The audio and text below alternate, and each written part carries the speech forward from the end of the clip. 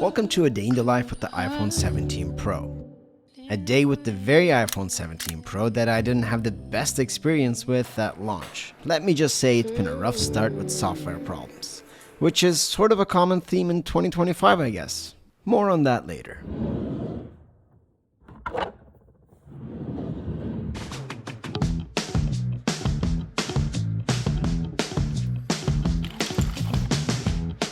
Yep, that's my iPhone 17 Pro inside the kitchen drawer for the shot that you just watched, and that's why I love a phone with proper video capabilities. Better cameras and freedom to do more with operating software are two reasons why I get excited about new phone releases, and the iPhone 17 Pro offers some of that. I'm actually staying at this cabin away from home. I wanted a bit of an early access to the fall colors since the city is still pretty green at the time of this trip. Breakfast is simple for me this morning. I got a bit of yogurt, nuts, and watching a bit of Manchester United news. So I know some of you kind of commented on me watching Mark Goldbridge. Those of you who are United fans, I feel your pain. My second team is actually United.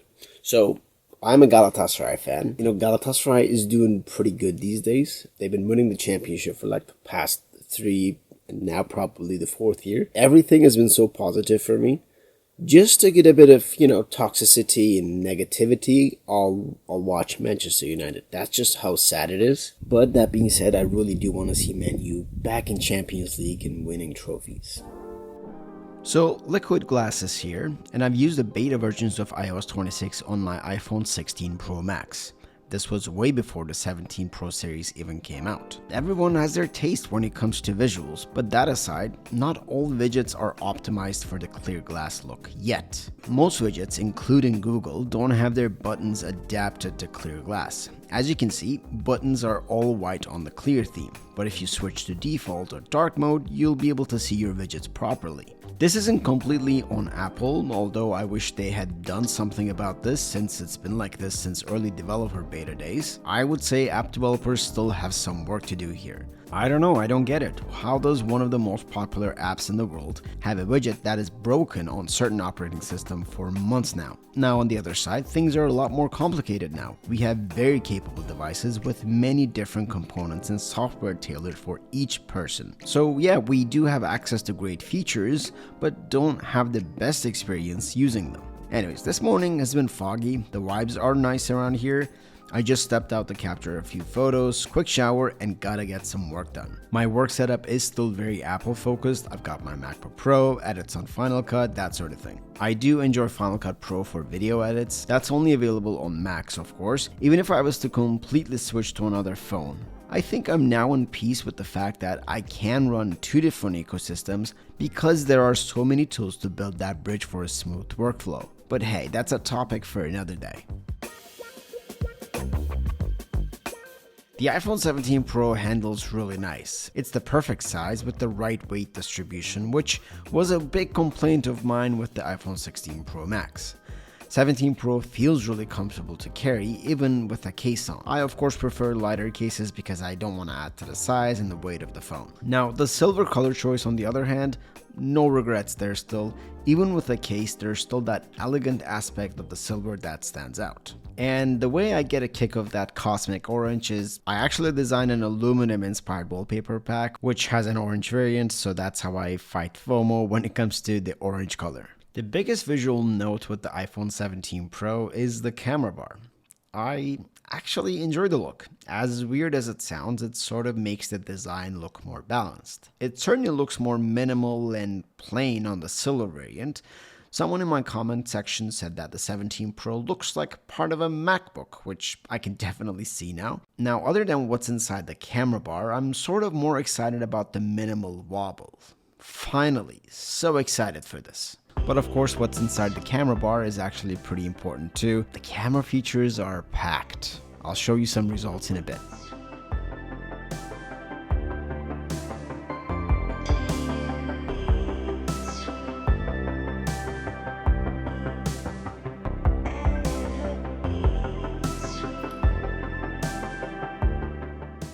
I'm gonna spend the next 20 to 30 minutes editing some of the photos I captured this morning.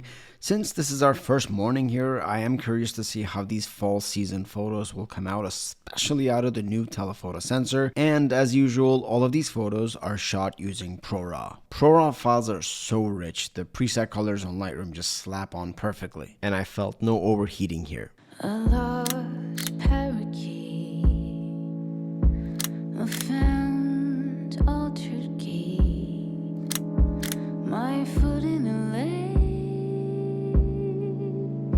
a chill's never fake,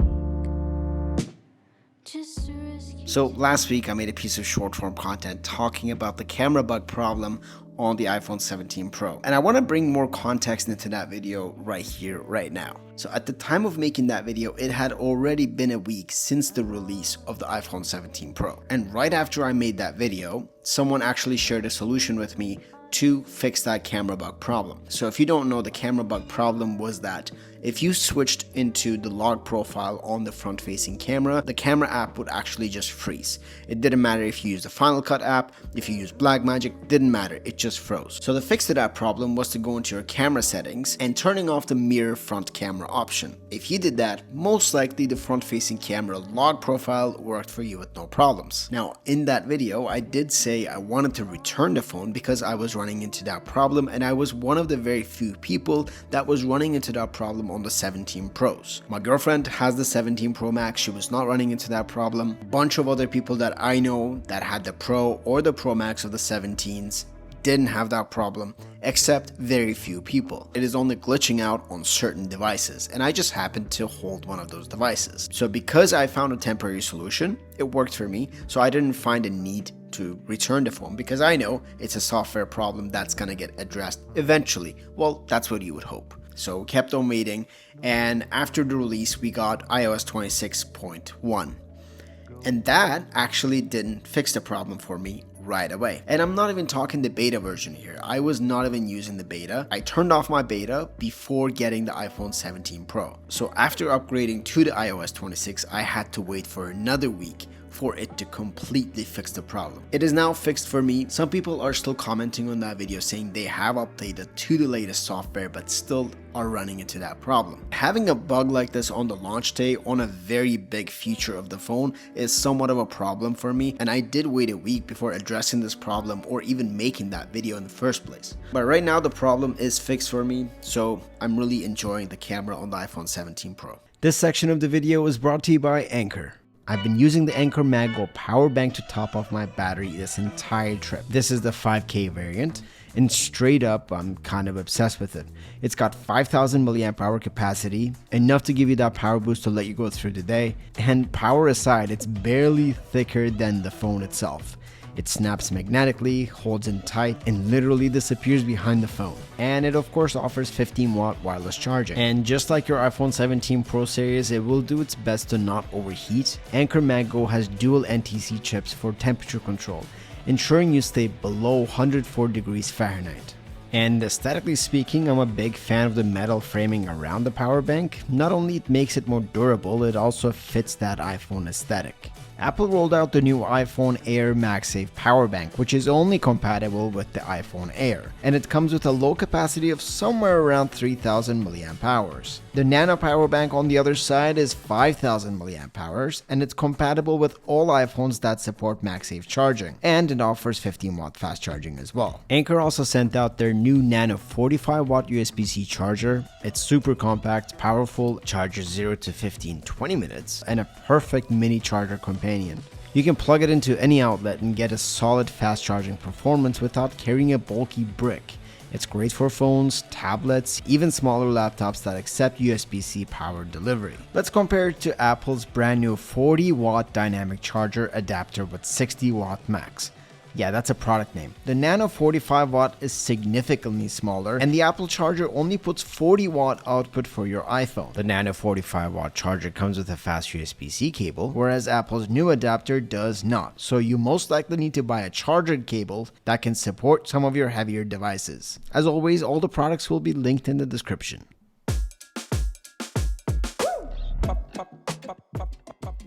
So we needed a change of scenery and a good cup of coffee. So we decided to head over to the town. I am navigating on an iPhone 17 Pro Max while using my iPhone 17 Pro to monitor my GoPro that is attached to different parts of my car. And since we're sort of out of the city, this may not be a great reference point, but generally I find myself losing service on the eSIM more often compared to a traditional SIM. But here's the thing, other than the times I travel to other parts of the world, I never really use eSIMs. So this is something that I need to ask around and actually test in full details before coming into a full conclusion. And again, this could very much be a provider issue as well, but I know some people are also having problems with their eSIMs as well. If you're from Canada, please let me know on how your eSIM is treating you on the iPhone 17 Pro. Okay, coffee mission is a success. This is a lot better than the Keurig at the Airbnb. We're gonna head back to the cabin now, and then in the evening we're gonna come down for a nice little dinner with everyone. So gotta go home, gotta get some work done, editing, and then head back to town. Perfect, yeah. Just perfect. Super, absolute cinema. Wow, look at that. Yes, yes. We are gonna head out for dinner and get some sunset photos around the village area. I'm on the strip with some real talented photographers, so I'm sure the content will be great. We're about 20 minutes outside the village, so I figured out it would be a good opportunity for some drone tracking shots.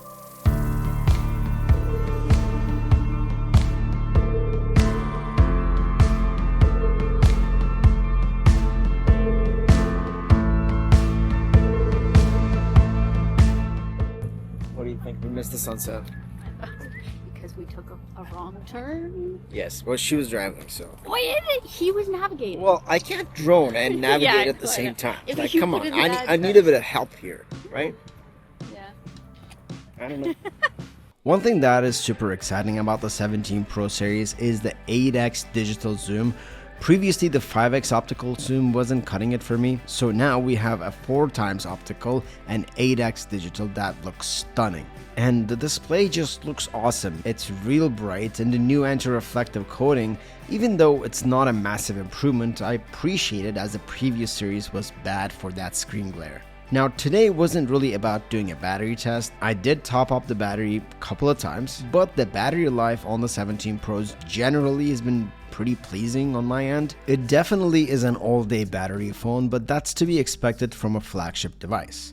Throughout the day, and even the few weeks with the device, I never faced any overheating. That vapor chamber is really working. But in my opinion, the efficiency that the vapor chamber brings does not really work in favor of the software, as the iOS 26 has still some fundamental issues and bugs. Anyways, today was great, the dinner was amazing. We're now headed back to the cabin.